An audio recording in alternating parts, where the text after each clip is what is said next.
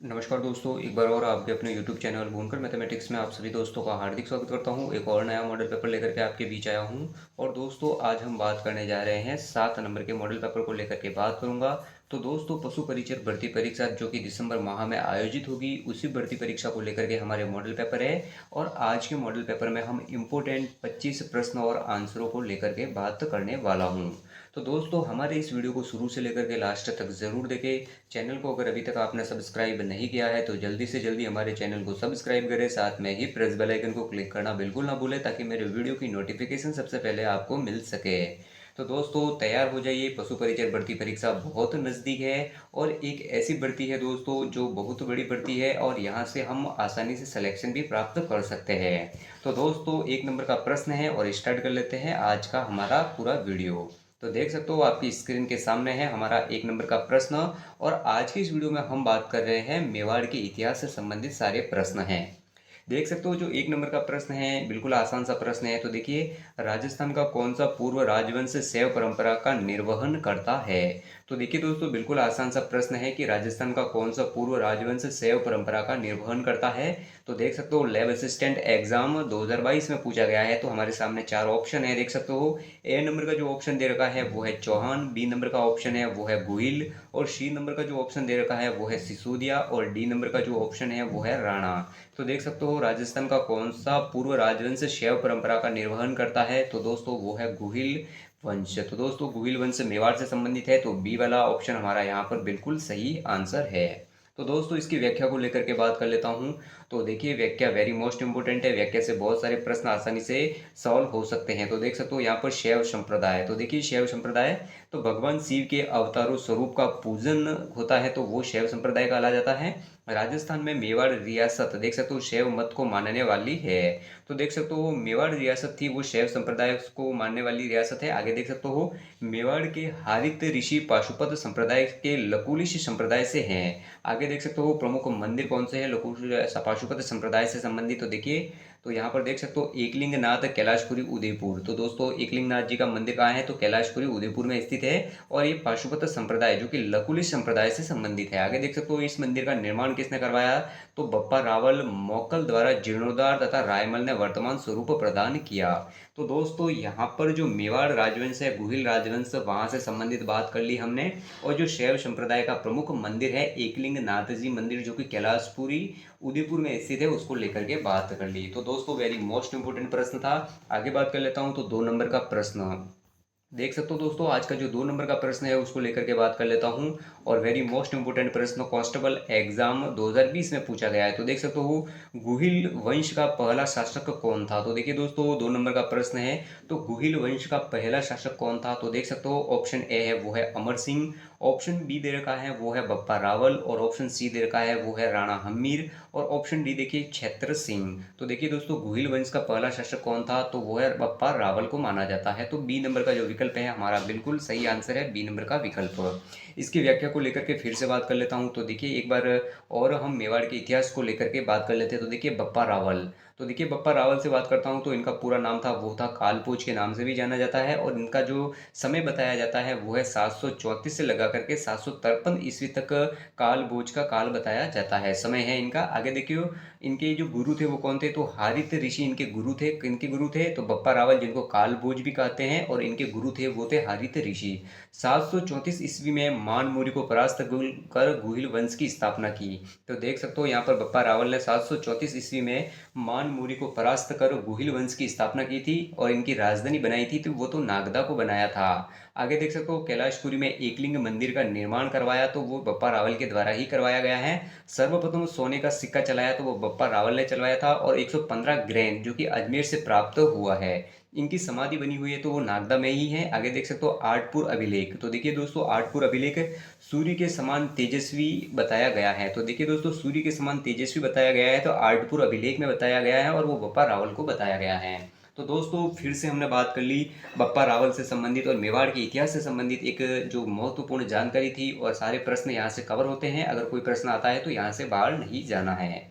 बात कर लेता हूँ तो 3 नंबर का प्रश्न, तो देख सकते हो आज का जो 3 नंबर का प्रश्न है उसको लेकर के बात कर लेता हूँ। तो देखिए वेरी मोस्ट इंपोर्टेंट 3 नंबर का प्रश्न भी, और ये कहाँ पूछा गया है तो देख सकते हो कांस्टेबल एग्जाम 2020 में पूछा गया है। तो देखिए किसने मेवाड़ राज्य स्थापित किया था। तो देखिए दोस्तों किसने मेवाड़ राज्य स्थापित किया था। ऑप्शन ए देखिए बप्पा रावल ने, ऑप्शन बी देखिए राणा सांगा ने, और ऑप्शन सी देखिए महाराणा प्रताप ने, और ऑप्शन डी देखिए महारावल रतन सिंह ने। तो देखिए किसने मेवाड़ राज्य स्थापित किया था। तो ए नंबर देखिए मेवाड़ राज्य को स्थापित करने वाले बप्पा रावल थे। तो जो ए नंबर का विकल्प है हमारा यहाँ पर बिल्कुल सही आंसर होगा। देख सकते हो फिर से बप्पा रावल को लेकर के बात करता हूँ। तो गुहिल वंश का वास्तविक संस्थापक माना जाता है तो वो बप्पा रावल को माना जाता है। इनका नाम कालभोज भी मिलता है, बप्पा भी कहते हैं, इन्हें ही कहते हैं। आगे देख सकते हो बप्पा रावल ने अपनी राजधानी बनाया तो नागदा को बनाया। इनके जो गुरु थे वो थे हारित ऋषि, इनके गुरु माने जाते हैं। चित्तौड़गढ़ के मौर्य शासक मान मौर्य को 734 ईस्वी में हराया था इन्होंने। इष्ट देव कौन थे तो एकलिंग जी थे इनके इष्ट देव। इनकी समाधि देखी जाए तो कैलाशपुरी जो कि नागदा में स्थित है। सोने का सिक्का भी इन्हीं के द्वारा चलाया गया था। तो 115 ग्रेन का सिक्का था जो कि अजमेर से प्राप्त हुआ है। तो दोस्तों फिर से मेवाड़ को लेकर के हमने बात कर ली थी, आगे बात कर लेता हूँ। तो आज का 3 नंबर का प्रश्न हो गया। तो बात कर लेते हैं अब देख सकते हो दोस्तों तो 4 नंबर का प्रश्न, और वेरी मोस्ट इंपोर्टेंट ये प्रश्न भी देख सकते हो कई बार एग्जाम में पूछा गया है। तो देखिए यहाँ पर ये प्रश्न पूछा है तो कहाँ पूछा है तो देख सकते हो JEN एग्जाम 2022 में पूछा है। तो देखिए दोस्तों जैत्र सिंह था। तो देखिए दोस्तों जैत्र सिंह था, तो जैत्र सिंह कहाँ के शासक थे ये प्रश्न पूछा है। तो ए नंबर का जो विकल्प है वो देख सकते हो जालोर के शासक, बी नंबर का जो विकल्प है वो है मेवाड़ के शासक, और सी नंबर का जो विकल्प दे रखा है वो है रणथंभौर के शासक, और जो डी नंबर का विकल्प है वो है बूंदी के शासक। तो देखिए दोस्तों जैत्र सिंह कहाँ के शासक थे तो दोस्तों ये मेवाड़ के शासक थे।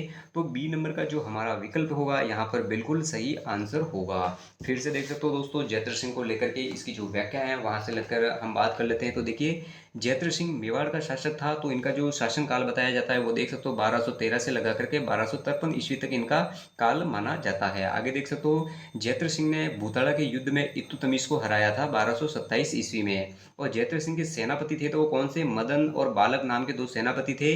तो ये जैत्र सिंह के सेनापति थे। राजधानी नागदा से चित्तौड़गढ़ को बनाया तो वो जैत्र सिंह ने ही बनाया था। मध्यकालीन मेवाड़ का स्वर्ण काल माना जाता है तो वो जैत्र सिंह के काल को ही माना जाता है डॉक्टर दशरथ शर्मा के अनुसार।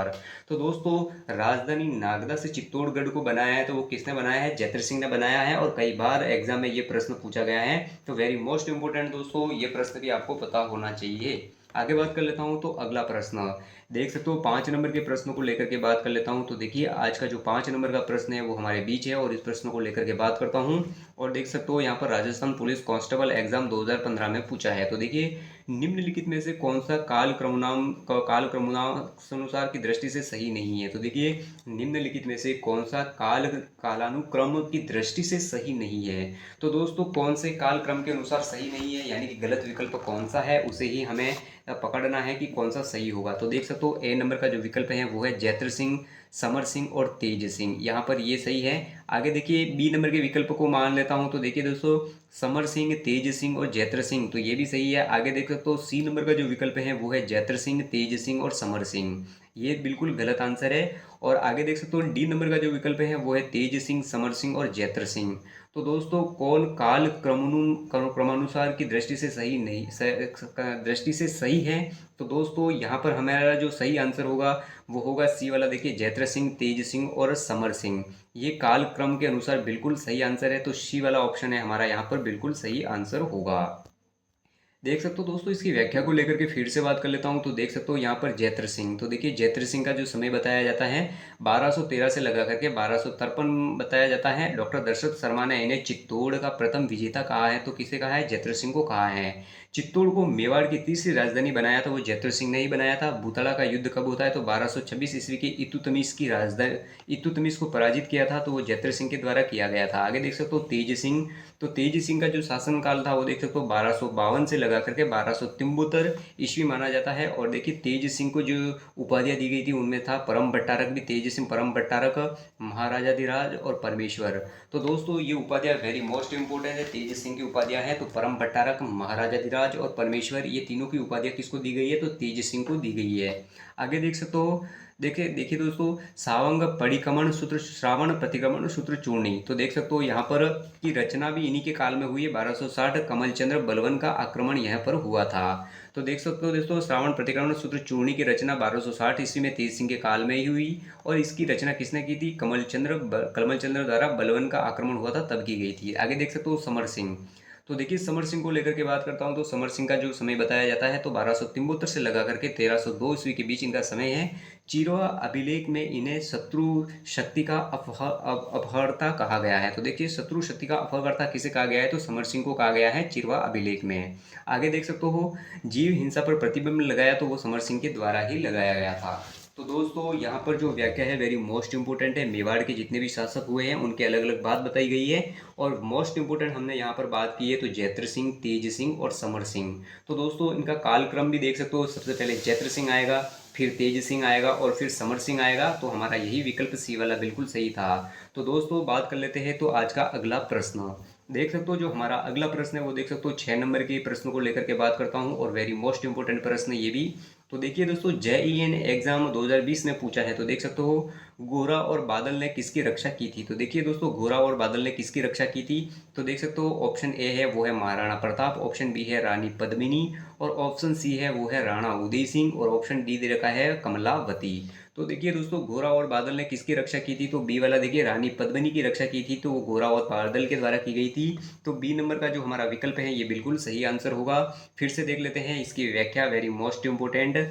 यहाँ से देख सकते हो व्याख्या हम बात कर लेता हूँ तो मेवाड़ का प्रथम शाखा, तो देखिए अंतिम रावल रतन सिंह के समय हुआ था, तो मेवाड़ का प्रथम शाखा हुआ था। आगे देखिए 28 जनवरी 1303 ईस्वी में चित्तौड़ पर अलाउद्दीन खिलजी ने घेराबंदी की। 7 महीने बाद 26 अगस्त 1303 ईस्वी में चित्तौड़ पर अधिकार कर लिया था अलाउद्दीन खिलजी के द्वारा। अपने पुत्र खिजरखां के नाम पर खिजराबाद नाम रखा गया था चित्तौड़ पर। आगे देख सकते हो, बात कर लेता हूँ, गोरा पद्मिनी का चाचा था। आगे देख सकते हो, बादल पद्मिनी का भाई थे, ये दोनों शहीद हो गए थे। रानी पद्मिनी ने जौहर किया। ये मेवाड़ का प्रथम शाखा कहलाता है। पद्मावत मलिक मोहम्मद जायसी की रचना है के अनुसार ये युद्ध पद्मिनी को पाने के लिए लड़ा गया था। अमीर खुसरो ने खजाइन उल फुतूह देख सकते हो मैं इसका वर्णन किया है। तो देख सकते हो पद्मावत में इसकी पूरी जानकारी मिलती है, और यहाँ पर मेवाड़ के प्रथम शाखा से संबंधित हमने बात कर ली। तो वेरी मोस्ट इंपोर्टेंट ये जो पूरी हिस्ट्री है, जो पूरा इतिहास है, यहाँ पर आपको पता होना चाहिए। तो देखिए दोस्तों, आगे बात कर लेता हूँ तो अगला प्रश्न देख सकते हो 7 नंबर का प्रश्न है।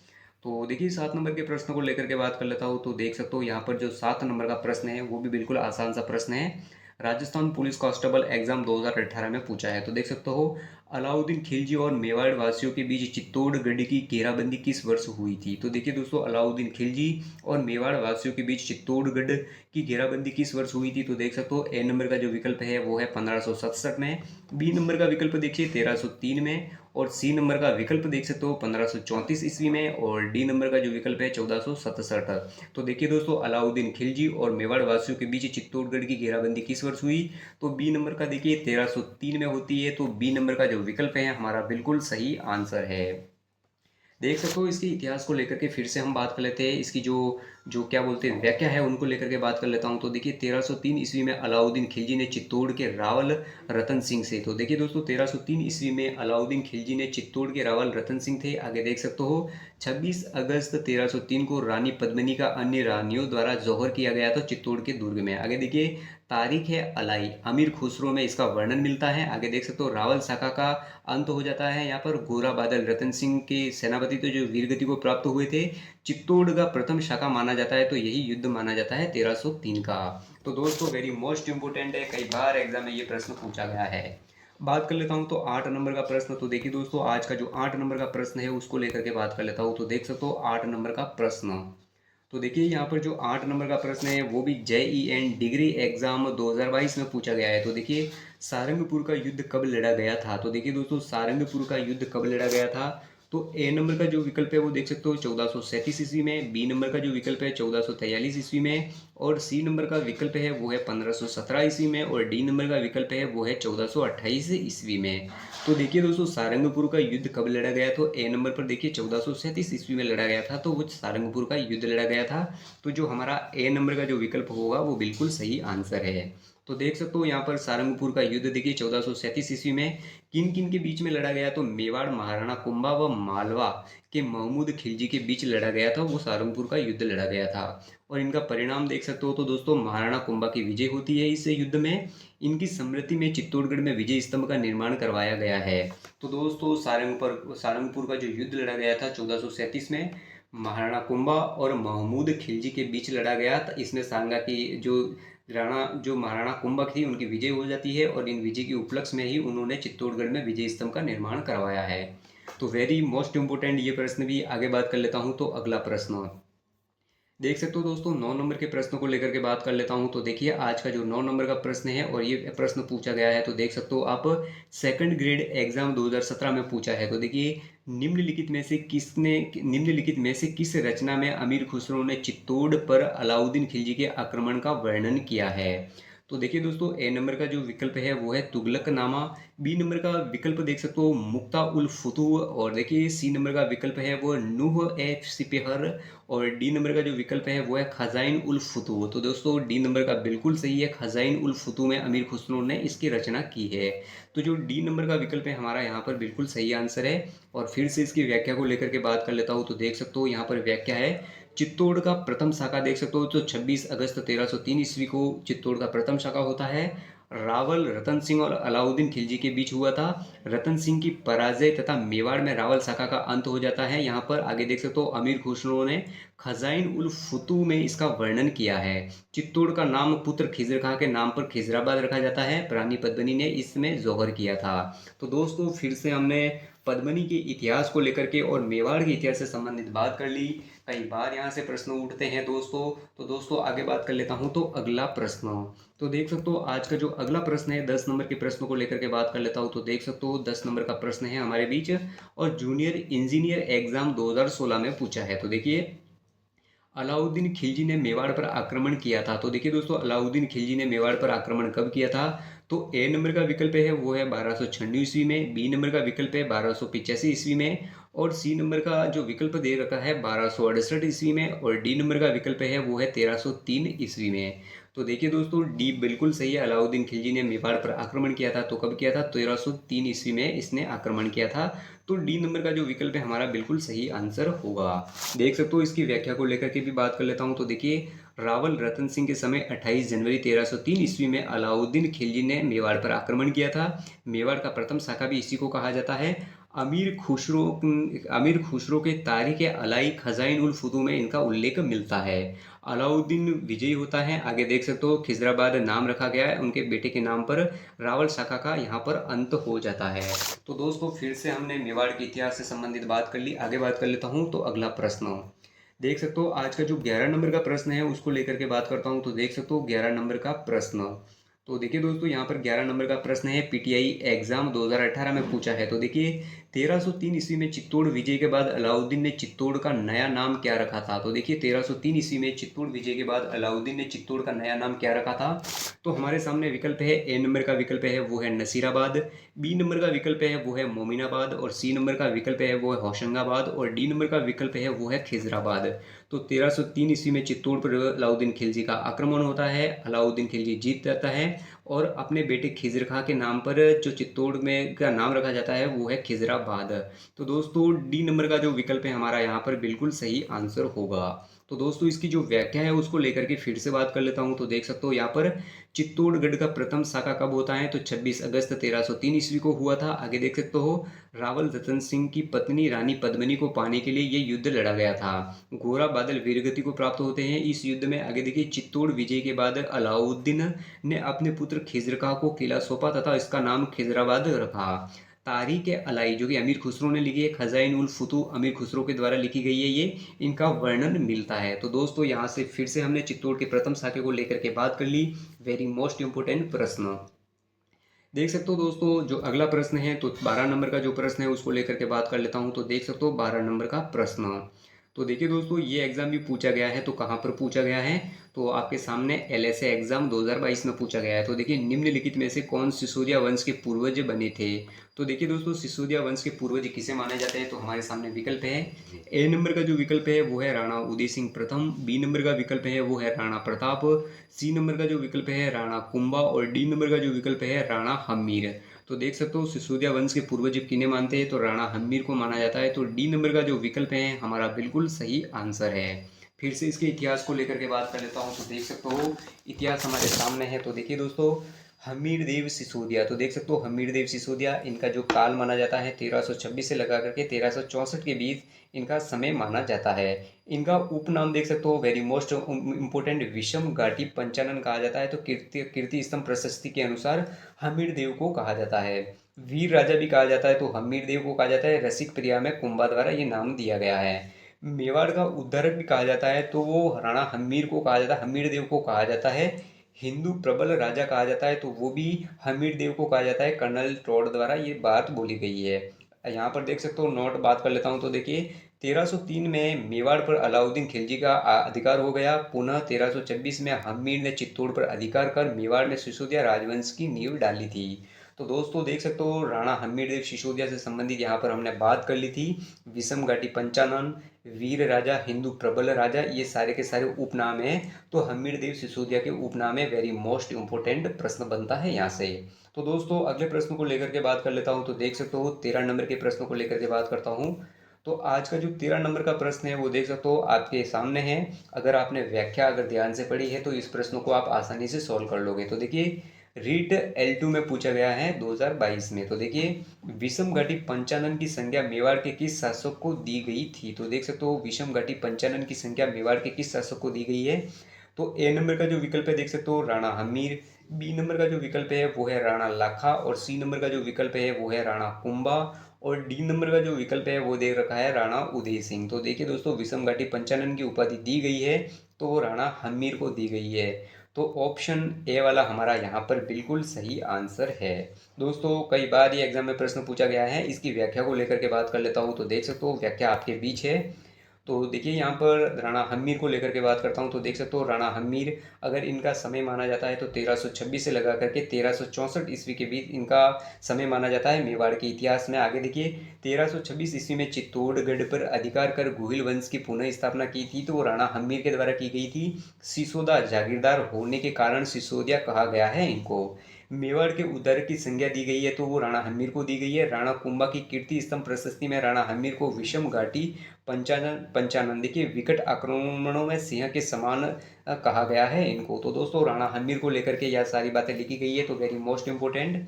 अगले प्रश्न को लेकर के बात कर लेता हूँ। तो देख सकते हो, आज का जो 15 नंबर का प्रश्न है उसको लेकर के बात कर लेता हूँ। तो देख सकते हो, 15 नंबर का हमारा प्रश्न है। तो देखिए, राजस्थान कर्मचारी चयन बोर्ड की जो सिविल परीक्षा होती है 2022, वहाँ पर ये प्रश्न पूछा गया है। तो देखिए, किस मेवाड़ शासक के समय जावर की खानों में सोने और चांदी प्राप्त हुई थी। तो देख सकते हो दोस्तों, किस मेवाड़ शासक के समय जावर की खानों में चांदी की प्राप्ति हुई है। तो दोस्तों देख सकते हो, यहाँ पर ए नंबर का जो विकल्प है महाराणा लाखा, बी नंबर का जो विकल्प है महाराणा मोकल और जो सी नंबर का विकल्प है राणा हमीर और डी नंबर का जो विकल्प है राणा छेत्र सिंह।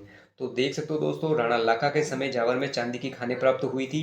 तो जो ए नंबर का जो हमारा विकल्प है वो बिल्कुल सही आंसर है। तो देख सकते हो दोस्तों, यहाँ पर इसकी व्याख्या देखिए, जावर में चांदी की खान महाराणा लाखा, जिन्हें लक्ष्य सिंह के समय मिनी जोटिंग भट्ट व धनेश्वर भट्ट लाखा के दरबारी थे। आगे देख सकते हो, डोडिया राजपूतों को आश्रय दिया गया था, तो राणा लाखा ने दिया था। आगे देखिए, जावर का परगना कुंभा ने अपनी पुत्री रमाबाई वागीश्वरी को दिया था। तो दोस्तों, यहाँ पर देख लिया, जावर की खानों से संबंधित प्रश्न भी आ गया है। तो वेरी मोस्ट इंपोर्टेंट। अगले प्रश्न को लेकर के बात कर लेता हूँ। तो देख सकते हो, आज का जो 16 नंबर का प्रश्न है उसको लेकर के बात कर लेता हूँ। तो देख सकते हो, 16 नंबर का जो प्रश्न है और 15 नंबर का जो देख सकते हो यहाँ पर प्रश्न, शासक जो विद्वान योगेश्वर एवं भट्ट विष्णु का संरक्षक था कौन था। तो देख सकते हो, यहाँ पर वो शासक कौन सा है जो विद्वान योगेश्वर एवं भट्ट विष्णु का संरक्षक था। तो देख सकते हो दोस्तों, डिप्टी कमांडेड एग्जाम 2020 में पूछा गया है। तो देख सकते हो, ऑप्शन ए देखिए तो मेवाड़ का राणा सांगा, ऑप्शन बी देखिए मेवाड़ का राणा मोकल और ऑप्शन सी दे रखा है मारवाड़ का राव मालदेव और ऑप्शन डी दे रखा है बीकानेर का राव जैत सिंह।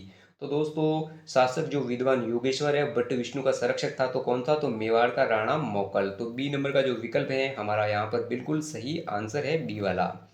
देख सकते हो दोस्तों, राणा मोकल अगर इनका समय देखा जाए तो 1421 से लगा करके 1433 ईस्वी के बीच इनका समय माना जाता है।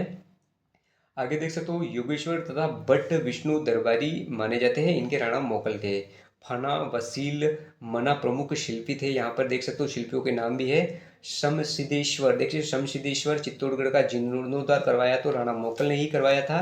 एकलिंग मंदिर का अगर परपोटा का निर्माण करवाया तो वो भी राणा मोकल के द्वारा ही करवाया जाता है।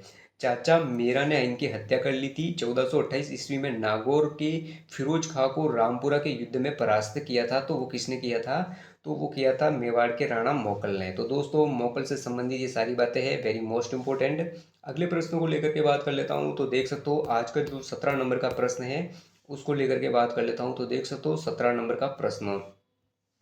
तो देख सकते हो दोस्तों यहाँ पर सारंगपुर का युद्ध 1437 ईस्वी में किन राज्यों के मध्य हुआ था? तो देख सकते हो 2016 में पूछा गया है। तो सारंगपुर का युद्ध 1437 किन राज्यों के मध्य हुआ? तो ए नंबर का जो विकल्प है मेवाड़ और मालवा के बीच, बी नंबर का देख सकते हो मेवाड़ और मारवाड़ के बीच, और सी नंबर का जो विकल्प है वो है गुजरात और मारवाड़ के बीच, और डी नंबर का देख सकते हो मेवाड़ और चंदेलों के बीच। तो देखिए दोस्तों, जो सारंगपुर का युद्ध था 1437 राणा कुंभा और महमूद खिलजी के बीच लड़ा गया था, और इस युद्ध में राणा कुंभा की विजय हो जाती है, और विजय के उपलक्ष्य में चित्तौड़गढ़ में विजय स्तंभ का निर्माण किया जाता है। तो दोस्तों यहाँ पर जो सही जो विकल्प है वो होगा मेवाड़ और मालवा के बीच। तो दोस्तों जो ए नंबर का विकल्प है हमारा बिल्कुल सही आंसर है। तो देख सकते हो यहाँ पर फिर से इसकी व्याख्या देख लेता हूँ। तो देखिए, सारंगपुर का युद्ध 1437 ईस्वी में मेवाड़ के महाराणा कुंभा और मालवा जो मांडू के सुल्तान महमूद खिलजी के बीच हुआ। कुंभा विजयी हुए थे इस युद्ध में। इस विजयी स्मृति में 1440 से लगा करके 1448 में कुंभा ने विजयी स्तंभ बनवाया था। चंपानेर की संधि कब होती है? तो 1456 ईस्वी में। मालवा और गुजरात के बीच 1457 ईस्वी की संयुक्त सेना महाराणा कुंभा से पराजित हो जाती है। तो दोस्तों वेरी मोस्ट इंपोर्टेंट ये इतिहास सारा। अगले प्रश्न को लेकर के बात कर लेता हूँ। तो देख सकते हो जो आज का हमारा जो 18 नंबर का प्रश्न है उसको लेकर के बात कर लेता हूँ। तो देख सकते हो दोस्तों 18 नंबर का प्रश्न भी वेरी मोस्ट इंपोर्टेंट, और ये प्रश्न पूछा है तो कहाँ पूछा गया है? तो पटवार भर्ती 2021 में पूछा है, और राजस्थान पुलिस कांस्टेबल एग्जाम 2018 में भी पूछ लिया गया है। तो देख सकते हो उस व्यक्तित्व का नाम बताइए जो कि अभिनव भट्टाचार्य के नाम से भी जाना जाता है। तो दोस्तों अभिनव भट्टाचार्य के नाम से कौन से शासक जाने जाते हैं? तो देख सकते हो ए नंबर का है विकल्प वो है नागभट्ट प्रथम। बी नंबर का जो विकल्प है महाराणा जसवंत सिंह सेकंड, और जो सी नंबर का विकल्प है वो है महाराणा कुंभा, और डी नंबर का जो विकल्प है महाराणा प्रताप। तो देखिए दोस्तों अभिनव भट्टाचार्य के नाम से कौन जाना जाता है? तो वो महाराणा कुंभा को उपाधि दी गई है। तो सी नंबर का जो हमारा विकल्प है बिल्कुल सही आंसर है। फिर से दोस्तों इसकी जो व्याख्या है उसको लेकर के बात कर लेता हूँ। तो देख सकते हो इसकी व्याख्या, महाराणा कुंभा को विभिन्न उपाधियां प्राप्त थी। अभिनव भट्टाचार्य, हाल गुरु, राजगुरु, टोडरमल, नाटक का राजा, देख सकते हो नाटक राजा का कर्ता भी कहते हैं, श्रीमान, राणा राजसो, हिंदू सुल्तान, शैलगुरु, नंदीशेवतार भी इन्हीं को कहा जाता है। अभिनव भट्टाचार्य नृत्य भरत संगीत के क्षेत्र में कुंभा के विपुल ज्ञान के कारण उन्हें यह उपाधि प्रदान की गई थी। आगे देख सकते हो, नाट्य शास्त्र का अच्छा ज्ञाता होने के कारण ही नट्य भरत भी कहा जाता है, तो महाराणा कुंभा को ही कहा जाता है। तो दोस्तों वेरी मोस्ट इंपोर्टेंट कुंभा को सारे उपनाम और कुंभा के इतिहास को देखा जाए तो ये प्रश्न यहाँ से वेरी मोस्ट इंपोर्टेंट है। अगले प्रश्न को लेकर के बात कर लेता हूँ। तो देख सकते हो आज का जो 19 नंबर का प्रश्न है तो उसको लेकर के बात कर लेता हूँ। तो देखिए 19 नंबर का प्रश्न देख सकते हो दोस्तों, 19 नंबर का जो प्रश्न है तो राणा कुंभा की हत्या हुई थी। तो देखिए राणा कुंभा की हत्या कब हुई? हेडमास्टर प्रवेशिका एग्जाम 2021 में पूछा है। तो देख सकते हो ऑप्शन ए दे रखा है वो है कुंभलगढ़ में, ऑप्शन बी है वो है नागदा में, और ऑप्शन सी है वो है चित्तौड़गढ़ में, और ऑप्शन डी है अचलगढ़ में। तो देखिए दोस्तों राणा कुंभा की हत्या कहाँ होती है? तो कुंभलगढ़ में होती है। तो ऑप्शन ए वाला हमारा यहाँ पर बिल्कुल सही आंसर है। देख सकते हो यहाँ पर कुंभा को लेकर के बात कर लेता हूँ। तो महाराणा कुंभा का जो काल माना जाता है 1433 से लगा करके 1468 में इनका समय माना जाता है। 1468 ईस्वी में उदयकरण ने कुंभलगढ़ में कुंभा की हत्या कर दी गई थी।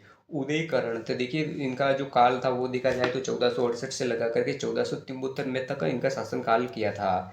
कुंभा राणा मोकल सौभाग्यवती का पुत्र था। सर्वाधिक 32 दुर्गों का निर्माण करवाया गया है तो महाराणा कुंभा के द्वारा करवाया गया है। अभिनव भट्टाचार्य भी इन्हीं कहा जाता है। राणा रासो की उपाधि भी इन्हीं को प्राप्त है। तो दोस्तों कुंभा अपने आप में वेरी मोस्ट इम्पोर्टेंट है और ये प्रश्न कई बार एग्जाम में पूछे जाते हैं।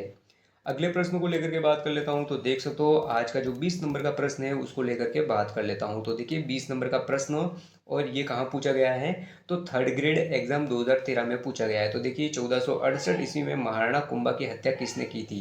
तो देखिए दोस्तों 1468 ईस्वी में महाराणा कुंभा की हत्या किसने की थी। तो विकल्प ए देख सकते हो राणा लखा, विकल्प बी दे रखा है वो है उदा, और सी नंबर का जो विकल्प है वो है बनवीर, और डी नंबर का जो विकल्प है वो है विक्रमादित्य। तो देख सकते हो दोस्तों 1468 ईस्वी में महाराणा कुंभा की हत्या किसने की थी, तो उदा के द्वारा की गई थी। तो यहाँ पर बी नंबर का जो विकल्प है हमारा बिल्कुल सही आंसर है। तो देखिए उदा और उदयकरण मेवाड़ का पितृहंता कहा जाता है, तो वो उदा को कहा जाता है। महाराणा कुंभा की मामादेव कुंड पर 1468 ईस्वी में हत्या कर दी गई थी, वो उनके पुत्र उदा ने की थी। आगे देखिए दाड़िमपुर के युद्ध में रायमल ने हराकर मेवाड़ पर अधिकार कर लिया था। 1473 ईस्वी में मांडू में बिजली गिरने से इनकी मृत्यु हो गई थी। दोस्तों अगले प्रश्नों को लेकर के बात कर लेता हूँ। तो देखिए यहाँ पर देख सकते हो अगला प्रश्न है, तो 21 नंबर का जो प्रश्न है उसको लेकर के बात कर लेता हूँ। तो आज का जो 21 नंबर का प्रश्न है ये भी वेरी मोस्ट इंपोर्टेंट प्रश्न है। और देख सकते हो यहाँ पर हम बात करें तो सुप्रीडेंट गार्डन जो वो हुआ है एग्जाम 2021 में पूछा गया है। तो देखिए कि जैन विद्वान जो महाराणा कुंभा के दरबार में थे तो वे कौन से थे जैन। तो देख सकते हो ए नंबर का जो विकल्प है मुनि जिनसेन सूरी, बी नंबर का जो विकल्प है मुनि जिन विजय सूरी, और सी नंबर का जो विकल्प है वो मुनि उद्योतन सूरी, और डी नंबर का जो विकल्प है हेमचंद्र। तो देखिए दोस्तों जैन विद्वान जो महाराणा कुंभा के दरबार में थे तो कौन से, मुनि जिनसेन सूरी थे। तो दोस्तों ए नंबर का विकल्प हमारा यहाँ पर बिल्कुल सही आंसर है। तो इसकी व्याख्या देख लेते हो। तो व्याख्या को लेकर के बात करता हूँ। तो देखिए महाराणा कुंभा के दरबार में शामिल जैन विद्वान सोम सुंदर भी थे, मुनि सुंदर भी थे, जैन चंद्र सूरी, सोमदेव सुंदर सूरी, भुवन सुंदर सूरी, माणिक्य सुंदर गणी, मुनि जिनसेन सूरी, ये सारे के सारे जैन दरबार में विद्वान थे। आगे देखिए कवि अत्रि महेश मंडन, काव्य व्यास, नाथा गोविंद, टिल्ला भट्ट। तो राजस्थान का इतिहास यहाँ पर वेरी मोस्ट इंपोर्टेंट है सारे के सारे फैक्ट। अगले प्रश्न को लेकर के बात कर लेता हूँ। तो देख सकते हो 22 नंबर के प्रश्न को लेकर के बात करता हूँ। तो देखिए आज का जो 22 नंबर का प्रश्न है वेरी मोस्ट इंपोर्टेंट प्रश्न यहाँ पर। और देख सकते हो यहाँ पर कब पूछा गया है। तो यहाँ पर देखिए असिस्टेंट टेस्टिंग ऑफिसर 2021 में ये प्रश्न पूछा है। तो देखिए सन 1437 ईस्वी में मेवाड़ मालवा युद्ध का तत्कालीन कारण क्या था। तो देखिए जो 1437 में मेवाड़ और मालवा का युद्ध जो कि दोस्तों सारंगपुर का युद्ध कहलाता है, इसका तत्कालीन कारण बताना है। तो ए नंबर का विकल्प देखिए नागौर पर राजनीतिक नियंत्रण का मुद्दा था। बी नंबर का विकल्प है वो है मालवा का महापा पवार को मेवाड़ को सौंपने से इनकार। जो सी नंबर का विकल्प है वो देख सकते हो मालवा का सिरोही के देपा राजपूतों को मेवाड़ के विरुद्ध समर्थन। और जो डी नंबर का विकल्प है देख सकते हो मेवाड़ का मांडू दरबार के एक विद्रोही सामन को आश्रय देने का प्रयास। तो बी नंबर का जो विकल्प देख सकते हो मालवा का महापा पवार को मेवाड़ को सौंपने से इनकार। तो दोस्तों तत्कालिक कारण यही माना जाता है। तो बी नंबर का जो विकल्प है हमारा यहाँ पर बिल्कुल सही आंसर है। पूर्ण दोस्तों सारंगपुर युद्ध को लेकर के इसकी व्याख्या को लेकर के बात कर लेता हूँ। तो देखिए सारंगपुर का युद्ध कब हुआ था, 1437 ईस्वी में होता है। महाराणा कुंभा और मालवा मांडू के महमूद खिलजी प्रथम के बीच ये युद्ध लड़ा गया था। और इसका कारण देख सकते हो चाचा मेरा के साथी महापा पवार को आश्रय देना इसका कारण माना जाता है। परिणाम देखिए महाराणा कुंभा की इस युद्ध में विजय हो जाती है, महमूद खिलजी बंदी बना लिया जाता है। विजय स्तंभ का निर्माण 6 माह बाद कुंभा ने महमूद खिलजी को रिहा कर दिया था। तो दोस्तों यहाँ पर देख सकते हो फिर से सारंगपुर के युद्ध के इतिहास की जानकारी हमें यहाँ से प्राप्त होती है। तो दोस्तों बिल्कुल इम्पोर्टेंट प्रश्न है। अगले प्रश्न को लेकर के बात कर लेता हूँ। तो देखिए आज का जो 23 नंबर का प्रश्न है तो वो आपके बीच है 23 नंबर का प्रश्न। तो देख सकते हो स्टेनोग्राफर भर्ती 2018 और जेल प्रहरी एग्जाम 2017 में पूछा गया है 2 बार। तो देखिए चित्तौड़गढ़ का विजय स्तंभ किसके द्वारा बनवाया गया था। तो देखिए चित्तौड़गढ़ में जो विजय स्तंभ है किसके द्वारा बनवाया गया है। तो ए नंबर का जो विकल्प है राणा सांगा, बी नंबर का जो विकल्प है राणा कुंभा, और डी नंबर जो सी नंबर का विकल्प है महाराणा प्रताप, और डी नंबर का जो विकल्प है पृथ्वीराज चौहान। तो देखिए दोस्तों विजय स्तंभ किसके द्वारा बनवाया गया है। तो देखिए महाराणा कुंभा के द्वारा विजय स्तंभ बनवाया गया है। तो बी नंबर का जो हमारा विकल्प है वो यहाँ पर बिल्कुल सही है। देख सकते हो विजय स्तंभ जो कि चित्तौड़गढ़ में है, इसका निर्माण 1448 ईस्वी में होता है। महाराणा कुंभा द्वारा ये निर्मित है। ऊंचाई कितनी पूछी जाए तो 37.19 मीटर 122 फीट ऊंची है ये। आगे देख सकते हो 9 मंजिला है विजय स्तंभ। वास्तुकार पूछा जाए तो जैता नापा और पूंजा इसके वास्तुकार है। लेखक अत्रि और महेश को माना जाता है। वेरी मोस्ट इंपोर्टेंट विजय स्तंभ को लेकर के ये प्रश्न। अगले प्रश्न को लेकर के बात कर लेता हूँ। तो देख सकते हो 24 नंबर का प्रश्न, और ये प्रश्न भी कहाँ पूछा है तो देखिए यहाँ पर हम बात कर लेते हैं। तो देख सकते हो दोस्तों, यहाँ पर ये प्रश्न पूछा गया है। तो देख सकते हो आपके बीच है, राजस्थान पुलिस कांस्टेबल एग्जाम 2020 में पूछा गया है। तो देखिए, महाराणा कुंभा ने डैश डैश डैश विजय प्राप्त करने के उपलक्ष्य में विजय स्तंभ का निर्माण कराया था।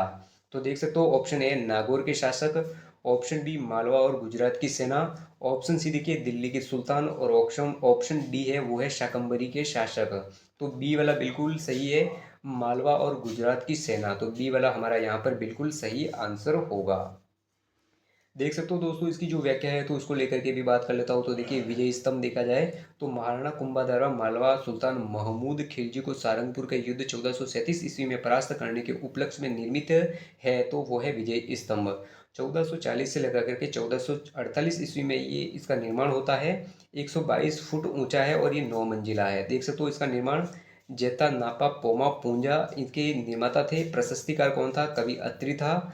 भारतीय मूर्तिकला का विश्व कोश कहा जाता है तो वो विजय स्तंभ को कहा जाता है। कर्नल जेम्स टोड ने कुतुब मीनार से श्रेष्ठ इमारत बताया है तो विजय स्तंभ को बताया है। तो वेरी मोस्ट इंपोर्टेंट 23 नंबर का प्रश्न। और अगले प्रश्न को लेकर के बात कर लेता हूँ। तो आज का जो लास्ट प्रश्न है देख सकते हो आपके बीच है। तो देखिए, लास्ट प्रश्न को लेकर के बात कर लेता हूँ। तो देखिए, थर्ड ग्रेड एग्जाम 2013 में पूछा गया है। तो देखिए, महाराणा कुंभा ने विजय स्तंभ कब बनवाया? तो देख सकते हो महाराणा कुंभा ने विजय स्तंभ कब बनवाया। तो ए नंबर का जो विकल्प है चंपानेर की संधि के बाद, बी नंबर का जो विकल्प है सारंगपुर के युद्ध के विजय के उपलक्ष्य में, और सी नंबर का विकल्प है वो है गागरोन के युद्ध के बाद, और डी नंबर का विकल्प है वो है खातौड़ी के युद्ध के बाद।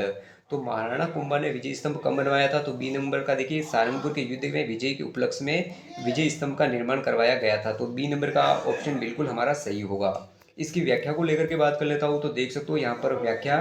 तो विजय स्तंभ देखिए चित्तौड़गढ़ दुर्ग में स्थित है। महाराणा कुंभा द्वारा 1440 से लगा करके 1448 में इसका निर्माण किया गया था। सारंगपुर विजय कब होती है? तो 1437 ईस्वी में महमूद खिलजी प्रथम को हराया था, फिर इसका निर्माण किया गया था। आगे देखिए, 9 मंजिल 122 फीट ऊंची इमारत है, 157 सीढ़ियां है। इसमें शिल्पी कौन था? जेता नापा पोमा और पूंजा इसके शिल्पी थे। फर्ग्यूसन ने इसकी तुलना रोम के टार्जन से की है। उपेंद्र नाथ रे ने विष्णु ध्वज भी कहा है तो विजय स्तंभ को कहा गया है। तो दोस्तों, आज का हमारा ये मॉडल पेपर था। इस मॉडल पेपर में हमने 25 प्रश्नों को लेकर के बात की थी। सारे के सारे प्रश्न वेरी मोस्ट इंपोर्टेंट है और एग्जाम में फिर से पूछे जा सकते हैं। तो दोस्तों, हमारा टारगेट है अभी पशु परिचय भर्ती परीक्षा 2023। तो दोस्तों, इसी भर्ती परीक्षा को लेकर के हमारे मॉडल पेपर है। तो दोस्तों, हमारे चैनल को लाइक और शेयर करना ना भूलें। जय हिंद, जय भारत।